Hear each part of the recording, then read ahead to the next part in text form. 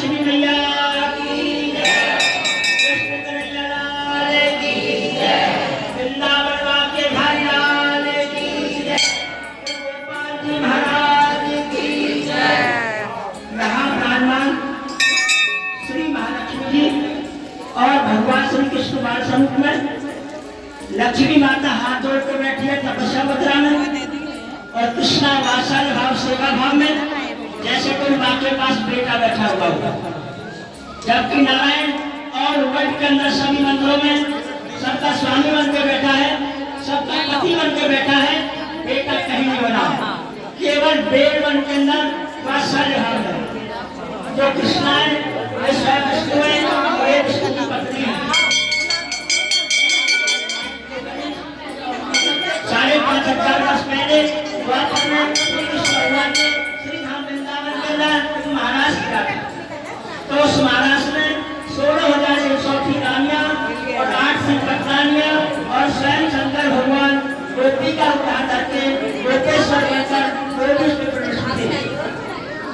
तो रास का शुभारंभ करके सबने वंश के द्वारा किया। सर्वप्रथम कृष्णा ने अपने बैलों बजाई, जो बैलों के बाद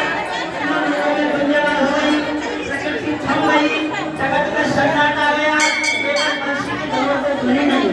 तो वो बात वैकुंठ में श्री महालक्ष्मी को सुनाई पड़ी। महालक्ष्मी और लक्ष्मी में क्या कहते हैं? महालक्ष्मी नारायण के वस्त्र शरण में वास करती है, कभी भी आत्मा परमात्मा का साथ नहीं छोड़ती, आत्मा परमात्मा को बुलाते हैं। तो जो नारायण की पत्नियां लक्ष्मियां हैं,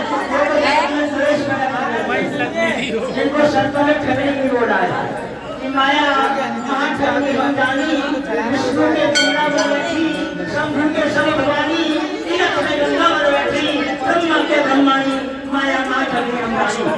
वो जगत में दोष पैदा करती है, जिनको अष्टलक्ष्मी कहते हैं। जैसे कि आद लक्ष्मी, योग लक्ष्मी, एवं लक्ष्मी, संतान लक्ष्मी, गज लक्ष्मी, ऐश्वर्य लक्ष्मी, सार लक्ष्मी, विजय लक्ष्मी, ये है महालक्ष्मी। महालक्ष्मी के लिए पूरा संसार एक समान है। एसी में रहने वाला है उसको भी भोजन का बन चाहिए, फुटपाथ पर रहने वाला है उसको भी भोजन का बन चाहिए, और तो बीच की अवस्था जीने की कोई किसी प्रकार होता है, तो किसी प्रकार होता है। उन्होंने श्रीनारायण से पूछा कि नारायण ये बंसी की आवाज कहाँ से आ रही है? उन्होंने कहा कि वृंदावन से। क्यों? वृंदावन के अंदर महाराज हो रहा है, उस महाराज को कौन कर रहा है? उन्होंने कहा उसकी अवस्था 8 वर्ष की है, उसका नाम कृष्ण भगवान है। उनको अचंबा हुआ, 8 वर्ष की अवस्था 35 कोटि के रेखा दर्शन लेकर जा रहे हैं, शंकर भगवान को दौड़े चले जा रहे हैं, तो कोई जितनी बालक है तो मेरी तो नारायण को तो पता था ये तो माया है, ये वैभव है, ये ऐश्वर्य है, राधा रानी भक्ति है, राधा रानी वैरागी है,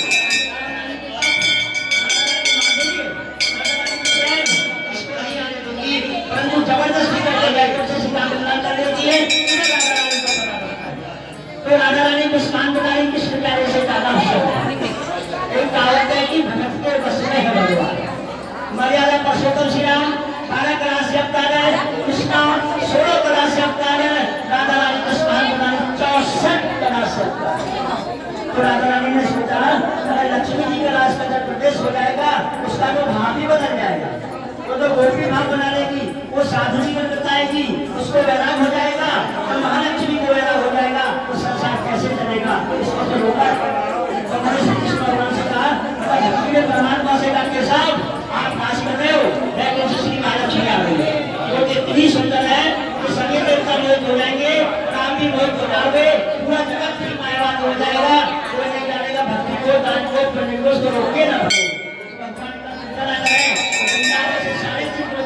गंगा पार करके बेलवल जंगल था, बेलपत्र के पेड़ थे, थी, झाड़ियाँ थी, घना बड़ा जंगल था, और उस पर गंगा पर कुछ था, केवल तुलसी का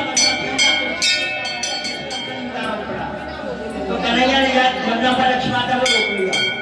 लक्ष्मी माता पहचाना पाई, मेरे सामने कौन आ गया है? पूछा कौन लोग कहाँ जा रही हो? उन्होंने कहा वैकुंठ में बात करने वाले नारायण के प्रार्थना श्री महालक्ष्मी है, वैकुंठ से आए हो, श्री धाम में जा रहे हो। उन्होंने कहा मैं जा सकती हूँ, मैं जा सकती हूँ, मैं सोचा नहीं हूँ,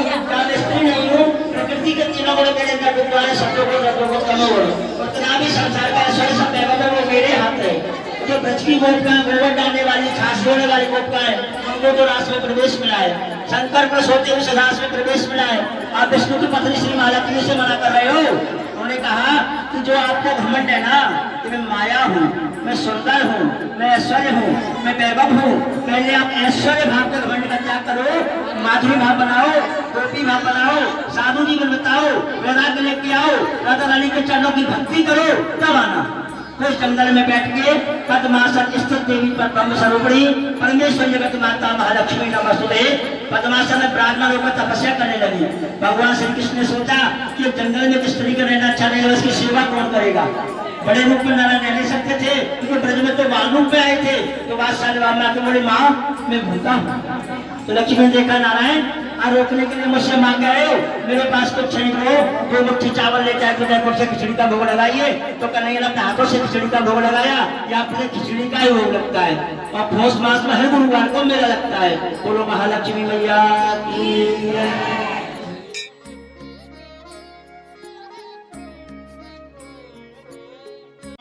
सरोवर छाड़ की तू क्यों भटके चिति की चाहन में, या गेंदा गुलाब अनेक खिले क्यों बैठो करील की छाहन में। प्रेमी के प्रेम को पंथ यही रे वो करी सीधे सुभायन में, तो मिले विश्राम यही विश्वानी किशोरी के पायन में। राधा रानी की जय, बरसाने वारी की जय।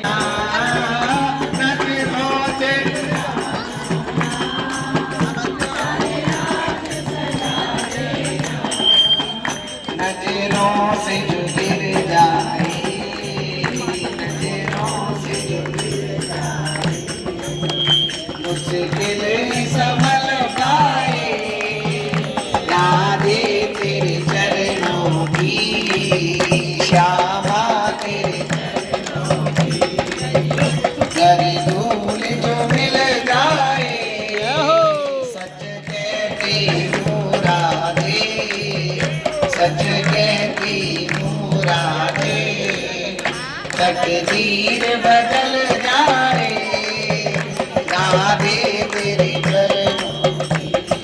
और श्री जी से केवल हमारी तो एक ही प्रार्थना है, क्या है?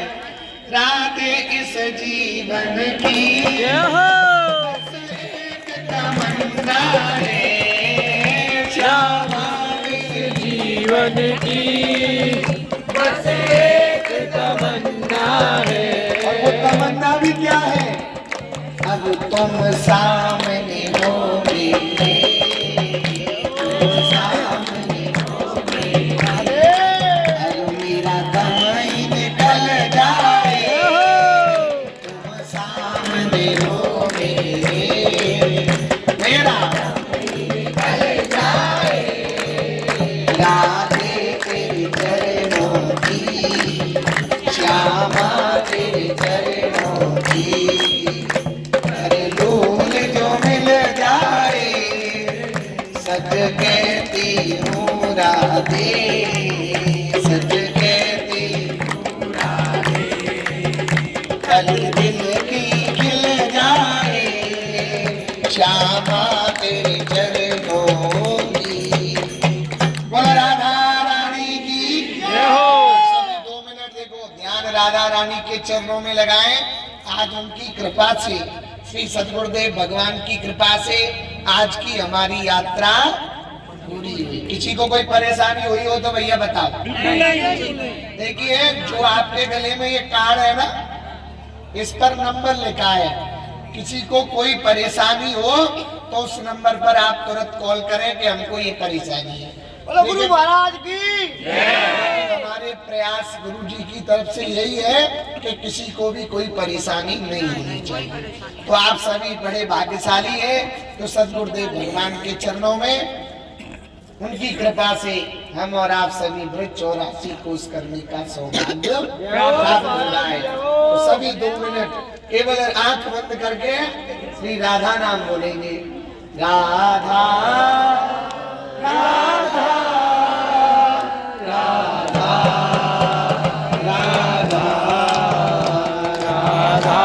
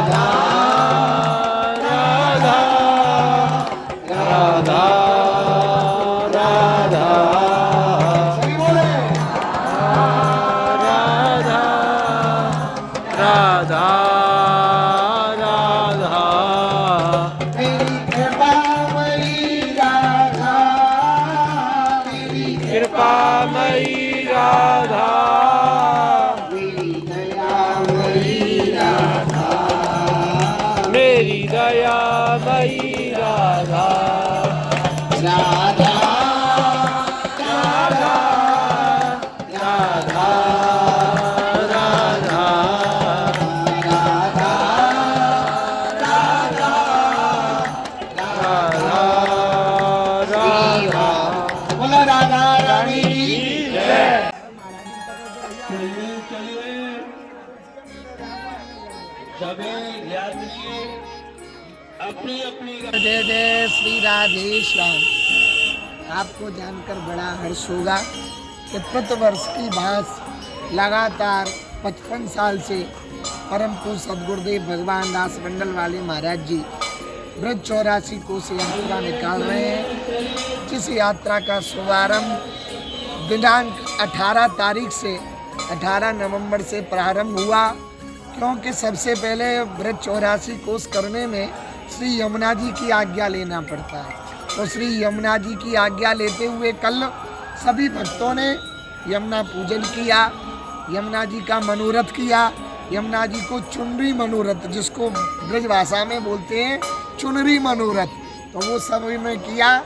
आज सभी यात्रा जो हमारे दूर दूर से सभी भक्तगण ब्रज 84 करने आए हैं, आज सबसे पहले रावल गांव, ब्रज में सुंदर रावल ग्रामा और जहाँ प्रगति मन पूरन कामा, ऐसी सुंदर जिनकी कृपा से ब्रजवासी वास करते हैं, ऐसी परम किशोरी जी की जन्मस्थली रावल गांव में सभी ने प्रथम दर्शन किया। उसके बाद रमण रेत लोट्यो नहीं कियो न यमुना पान, तो मूर्ख जानो कहा ब्रज को तत्व महान। तो रमण रेती का दर्शन किया। उसके बाद 84 खम्मा और ब्रह्मांड घाट तेरे लाला ने माटी खाई यशोदा सुन माई। फिर बड़े भैया दाऊ जी का दर्शन किया। उसके बाद श्री भांडीर वन, जहाँ पर श्री ब्रह्मा जी ने गंधर्व रूप से श्री प्रिया प्रीतम का विवाह किया, उस स्थली का दर्शन किया। और बेलवन बंसी भट्ट, और इस समय हम यहाँ खड़े हैं मान सरोवर। इस सरोवर में स्नान करने से, केवल दर्शन करने से ही श्री गोपी भाव आ जाए, तो ऐसे पावन भूमि पर हम और आप सभी खड़े हैं। आज की यात्रा का यही विश्राम हुआ। कल द्वारकाधीश भगवान के दर्शन से यात्रा प्रारंभ होगी। जो भी लोग सुन रहे हैं उनसे मेरी एक ही प्रार्थना है कि आप अपने जीवन में एक बार 84 अवश्य करें। 84 करने से 84 लाख कट जाते हैं, तो योनियों को काटने के लिए ही 84 कोस की यात्रा बनाई गई है। क्योंकि भगवान ने स्वयं अपने नंद बाबा और माँ यशोदा को ये यात्रा कराई। तो आप सब भी मेरी तरफ से सबको शुभकामनाएं कि एक बार आप जरूर 84 करें। जय जय श्री राम।